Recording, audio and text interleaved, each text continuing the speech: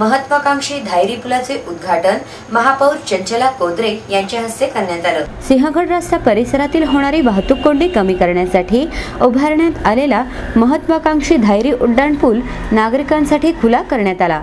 याचं उद्घाटन महापौर चंचला कोदरे यांच्या हस्ते करण्यात आलं। यावेळी भीमराव तापकीर, राजाभाऊ लायगुडे, वसुंधरा चाकणकर, पालिका आयुक्त विकास देशमुख, उपमहापौर सुनील गायकवाड, श्रीरंग बारणे आदी उपस्थित होते। या उड्डाणपुलामुळे परिसरातील नागरिकांनी समाधान व्यक्त केले आहे। गेल्या अनेक दिवसांपासून हा उड्डाणपूल उद्घाटनाच्या प्रतीक्षेत होता। काही दिवसांपूर्वीच पुलाचे काम पूर्ण झाले होते, मात्र उद्घाटनाअभावी पूल खुला केला नव्हता। यावर स्थानिक नागरिक आणि पदाधिकारी वारंवार मागणी करत होते। दरम्यान सिंहगड रस्ता परिसरातील सर्वपक्षीय पदाधिकाऱ्यांनी महापालिकेच्या अधिकाऱ्यांना आंदोलनाचा इशारा दिला होता।